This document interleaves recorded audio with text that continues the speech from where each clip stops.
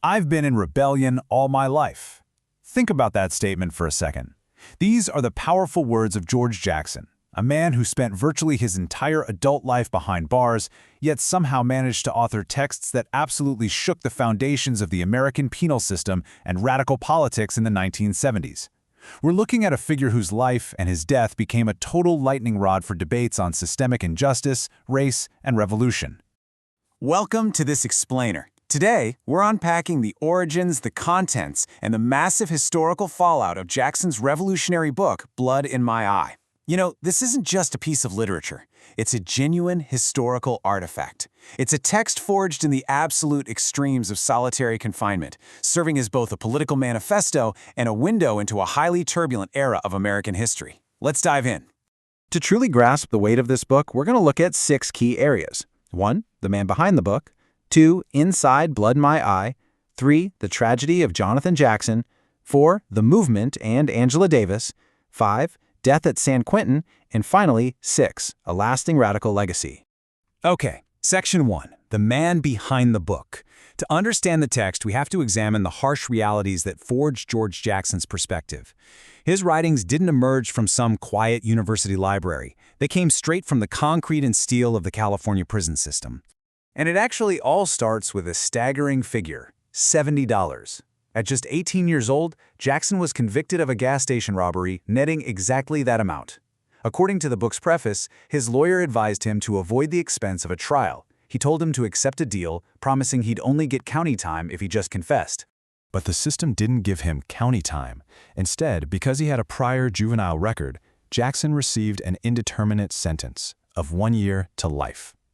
He ultimately spent 11 years in prison. And get this, 7 of those years were in brutal solitary confinement, often locked in a tiny strip cell for 23.5 hours a day. It was within this severe isolation that Jackson's worldview completely shifted from what he called a criminal mentality to a revolutionary one. Section 2. Inside Blood in My Eye. Let's look at the core artifact itself, a text written right in the absolute bedlam of the San Quentin Adjustment Center. Blood in My Eye picks up where his earlier famous work, Soledad Brother, left off, but it carries an even more urgent, apocalyptic tone. Jackson actually finished the manuscript for this book barely a week before his death. He managed to send it out of the prison with highly specific instructions for publication. The preface notes that he acted almost as if he knew he would never live to see it in print, famously stating, "I'm not a writer, but all of it's me, the way I want it, the way I see it." While inside his cell, Jackson just immersed himself in political theory. He rigorously studied Marx, Lenin, Trotsky, Engels, and Mao. He used these texts to re-examine his own life, interpreting his imprisonment not as an individual failure, but as the direct consequence of a capitalist and colonial system.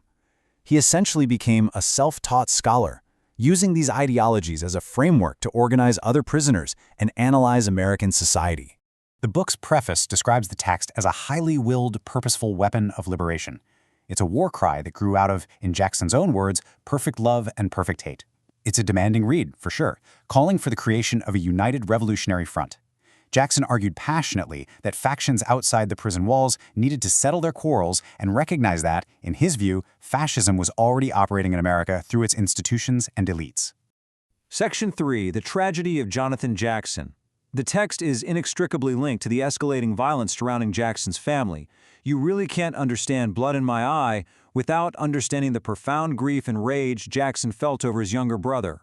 Let's walk through the chaotic timeline of tragedy that deeply influenced the apocalyptic vision found in the book. In early 1970, after a guard shot and killed 3 black inmates during a yard fight at Soledad Prison, another guard was found beaten to death. George Jackson and 2 others, who later became known as the Soledad Brothers, were charged with the murder. This impending trial absolutely set the stage for what happened next. On August 7, 1970, George's 17-year-old brother, Jonathan, walked into a Marin County courthouse. Heavily armed, he took hostages, including the judge, in a fatal attempt to expose what he viewed as systemic injustice and demand the release of the Soledad brothers. Jonathan died in a hail of bullets in the getaway van. As the sources note, Jonathan announced to the courtroom, "We are the revolutionaries." George actually dedicated Blood in My Eye in part to Jonathan, viewing his death as a heroic sacrifice. Section 4. The Movement and Angela Davis.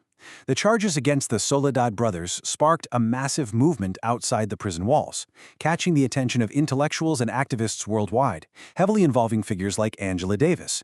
So during her subsequent trial, there was a stark contrast in how Angela Davis's actions were perceived. Davis, who had been organizing defense committees for the Soledad brothers, was charged in connection with Jonathan's courthouse raid. The prosecution attempted to frame her involvement as a simple crime of passion, driven by her personal love for George Jackson. Davis and her defense team, however, fiercely countered this. They argued her actions were strictly part of a broader, organized political movement meant to highlight systemic racism and free all unjustly imprisoned people. Section 5. Death at San Quentin. Jackson's own end came incredibly swiftly, just days after completing the manuscript for Blood in My Eye, cementing the book's status as his final testament. On August 21, 1971, George Jackson was shot in the back by guards at San Quentin Prison during what the state claimed was an escape attempt. However, as historian Howard Zinn points out in our source material, the official story was viewed by many as full of holes. Across radical spheres and prison populations nationwide, it was widely believed that Jackson was assassinated for daring to be an uncompromising revolutionary voice inside the prison system. Jackson had actually predicted his own violent death many times in his writings, referring to his situation as the end game. Because he lived with the daily expectation of death, Blood in My Eye operates as an urgent, totally uncompromising call to action. His final message to his followers was to discover their humanity in revolution, urging them, pass on the torch, join us, give up your life for the people. Section 6. A lasting radical legacy. Jackson's death was not just an isolated incident. It sent immediate, powerful shockwaves through the American penal system and radical political spheres, validating the explosive sentiments captured in his final book. The historical fallout was immense. As noted in Howard Zinn's historical analysis, the most direct effect of George Jackson's death was the massive rebellion at Attica Prison in New York, just weeks later in September 1971. Now, while Attica inmates had long, deep grievances about disgraceful living conditions and systemic racism, it was the news of Jackson's death at San Quentin that brought their anger to a boiling point, sparking one of the most significant prison uprisings in U.S. history.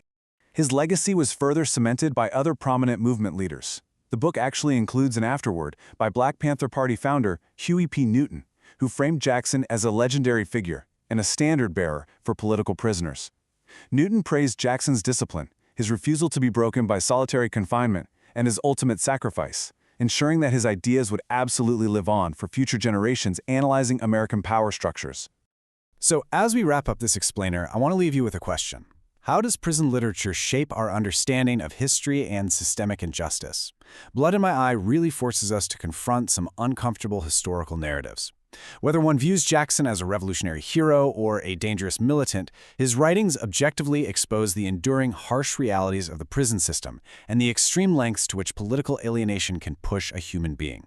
How do artifacts like this challenge the way we view the justice system today? Thank you so much for exploring this intense chapter of history with me. Keep questioning and keep learning.